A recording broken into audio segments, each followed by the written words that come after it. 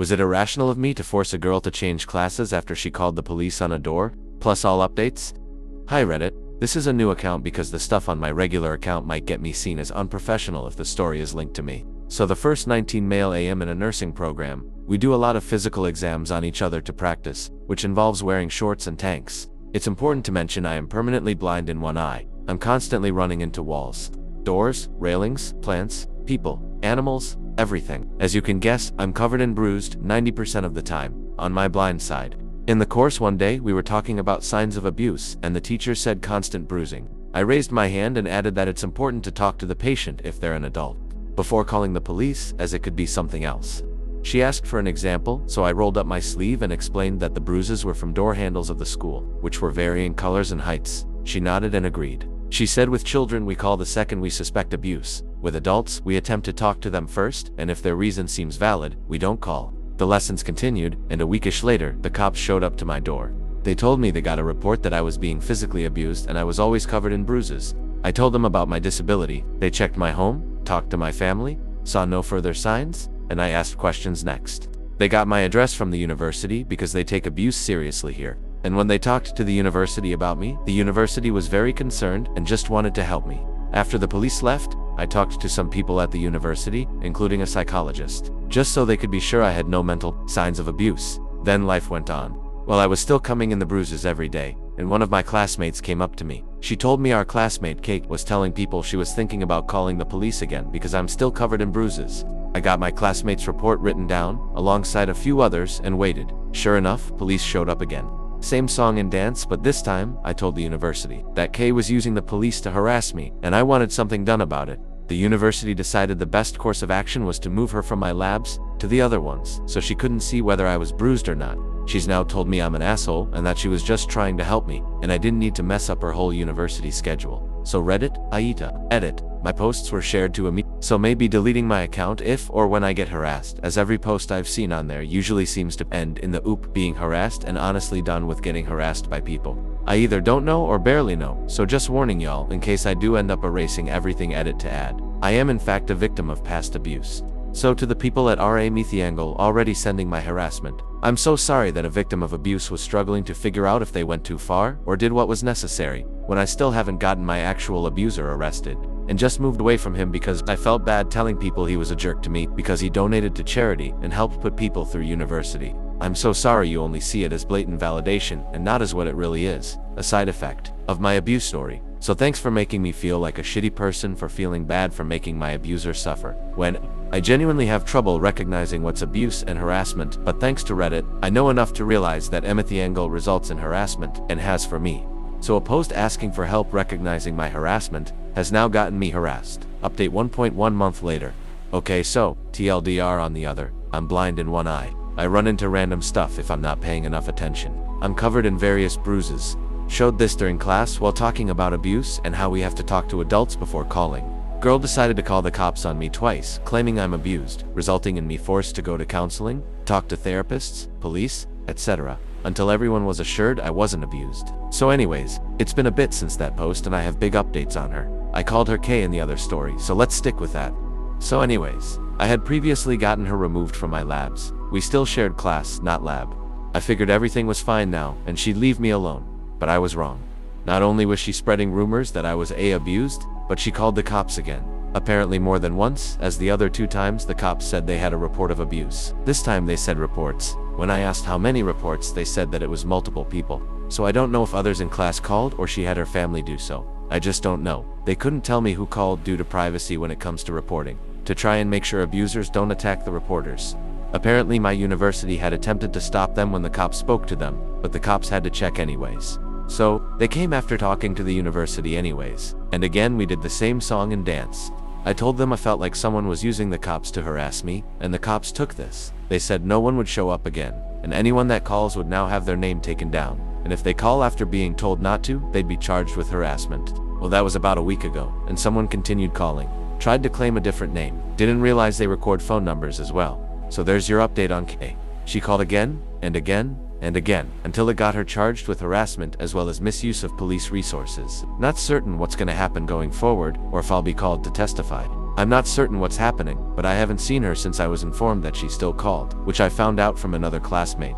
I don't know how great an update this is, but yeah, that's the end of this situation hopefully. Update 2. 1 month later. Hi everyone. I don't know exactly where to start with this post, but kinda wanna give this update because I'm hoping it's the last one. So, I made my last post only 12 days ago, and shit kinda went down. Now, I need to explain that quite a bit of this is secondhand, because I luckily avoided the crazies. So basically, Kay does not know where I live, knows the general town, but nothing else. I did invite one girl in our class to my house to work on a project. She was the only person other than the university that knows where I live. Kay knows this, because her and girl, who I'ma call Lily, are kinda, not related. Lily's cousin is married to Kay's cousin, so they knew each other prior to the program, but not really well. And Lily is also the one that told me about Kay still calling, even after the police promised me they would not show up again, which they haven't. They just started taking down the numbers and keeping track of who called, when, and did they call, after being told not to. So basically, Kay knew me and Lily were paired up for the project, knew Lily came to my house, did not know where the house was, or what it looked like, just that it was in a town X kilometers away from where they were. They also knew the town name via Lily's mom, so I got warned by Lily that Kay's mom was going to try to find me to get me to drop Kay's charges. I'm not the one charging her. The police are. I have not pressed any charges despite some people saying I should get a restraining order. Lily warned me, and I hid in my house and did not leave until Lily told me that Kay's mom had returned home. Kay's mom then proceeded to harass Lily in an attempt to get Lily to give Kay's mom my address, so she could knock on my door instead of driving around aimlessly hoping to spot me. Lily refused, and deleted all texts between me and her to ensure that even if Kay's mom stole her phone, and somehow got past the password, that she would never get my address. Lily then informed the university of the situation, and had proof via texts, that the university had her print off and give to them, and the police, the university security, are now watching for Kay's mom's car, and Kay's mom. Security is informed that if and when I'm at school, they are to escort me to and from my car. My car is also to be parked near cameras, by order of the university, until the situation dies down. Luckily, I'm at clinicals and not anywhere near the university. Kay was kicked out before so has no idea which clinics the students are at, or which I'm at. Had she stayed in longer, she'd have a literal list posted to the class page, about where I'm at, and where in the building I'm at. Kay's family apparently was informed by the police that any attempts to contact me would be harassment, so says Lily. Can't guarantee, but yeah, I kinda don't know how to feel the next time I have to go to the university. It's for exams in like 3 weeks, so hopefully Kay's family doesn't hold on to this that long. Until then, I'm safe in a building filled with security, locked doors, and places to run. The placement was also informed about this situation, and with pictures from Lily, who's at a different placement, are watching for Kay's family, and has banned them from the premise in advance. So yeah, if this goes no further, I won't update anymore. But if it gets worse, I guess I'll update after my exams in the Hesse. Wish me luck, because I'm gonna try to not stress too much about the Kay situation, and focus on my finals in Hesse instead of that, but don't know how that'll go. Hope y'all are enjoying my mild suffering, and it entertains you if only a bit, so that some good can come from this situation I can't believe I'm in right now. So yeah, thanks again for the words of encouragement and kindness some of you showed me during this insanity, and wish Lily some luck, as she's being bombarded by her family to give Kay's mom my address, phone number, etc., and doing her best to hold out on this, and making sure her phone is never out of her sight on the off chance she leaves it open. Anyways, hopefully this is goodbye. If not, well, I'll see y'all in 3 weekish for another update, update 3. 2 months later? Hey, so I'll start with the good before the bad. I passed all my exams, and I'm continuing moving through the nursing program. On to the crazy. I finished the exams a few days ago, and was called into a meeting. I was not informed what the meeting was about. I got there, it was the dean, my professors, and the head of the nursing program. I was confused and a little scared, because they all looked so serious. Instantly one of my professors told me not to worry, that they don't believe the accusations but need to talk to me about it.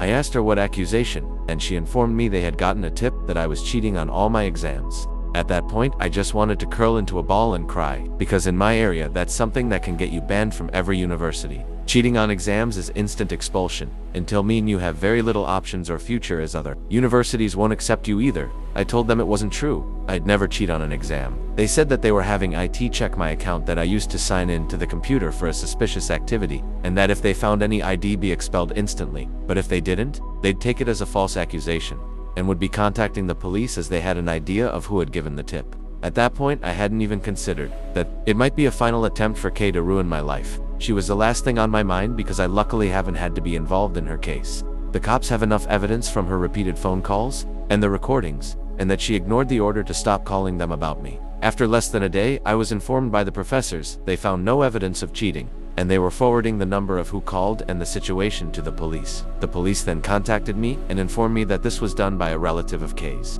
not Kay herself, as apparently she's being held till trial because she's a flight risk and tried to leave the country. When we was out on bail waiting for her trial, the cop highly suggested, like many of you, that I get a restraining order against her family and anyone she's friends with, and make it a crime for people to contact me on her behalf, as they can't arrest the person who called the tip on me, due to the fact that they have no evidence the person truly didn't think I cheated or something like that. They said it wasn't worth pursuing the person for harassment, as I'd most likely get nowhere and make my situation worse, not better. I will now be going through with getting one, hopefully. The university is actually helping with this process, as they feel responsible for me getting put in this position, and they don't like how powerless they were to really stop any of what was happening to me, other than banning them from the property. I was told I'd never see Kay on the property again, which tells me she has been officially expelled. So yeah, this is hopefully the last update. I really don't want to update again. I didn't want to update this time because I just feel like I'm living a nightmare at this point, but people kept commenting update me, so here it is, I guess, the hopefully conclusion to my story. I'm in the process of getting a restraining order, and I've passed my courses, avoided Kay for a while, and I'm slowly losing my sanity. Final update. 4 months later. Hi everyone, some people asked for an update, and I decided to give y'all it. I'm doing well in my course, passing my midterms, and am getting 70s and 80s in everything. The construction in the nursing wing of my university is done, so I'm not running into as much stuff. The occasional time my cat decides to jump in front of me and trip me into a wall, sure, but other than that, I'm doing well. I have a restraining order against Kay, and I was assigned an officer who, if I receive any texts or calls from her or her family, I forward them to him, and he handles it. Kay's family has backed off and gave up on trying to talk to me, as they were informed they'd just make things worse for Kay. She's not getting jail time, but a lot of community service, and parole, I believe. Unless she contacts me again. I haven't paid a lot of attention to it though, because when I first uploaded this, I had finals coming up, and now I'm halfway through the next semester, and she was expelled from the course due to the criminal charge. She does now have a criminal record, and so it's unlikely she'll be allowed to take the nursing program anywhere. So she's now stuck with an at least 20K student loan that got her nothing and nowhere. Going off how high my loan was by time we were in classes together, I'm just trying to move on with my life and get things moving. I'm done trying to defend myself from those questioning if I can be a nurse or not. I'm done arguing with people about my medical history. I just wanted to give this final update to those who stuck with this insanity this long. But here's hoping that's the end of the problems I'll have in university. So thanks again to everyone who helped me realize I wasn't crazy or the asshole, because I was actually a victim of abuse in the past. Haven't been for a long time, but I still question my choices and decisions a lot more than I think I should be. And I have gotten back in therapy a bit heavier, because this situation made me realize I haven't finished working through my problems as much as I thought I did. I'm a 19M LOL. Just in case y'all missed that what do you guys think? Let's discuss in the comments. Follow and like for more stories.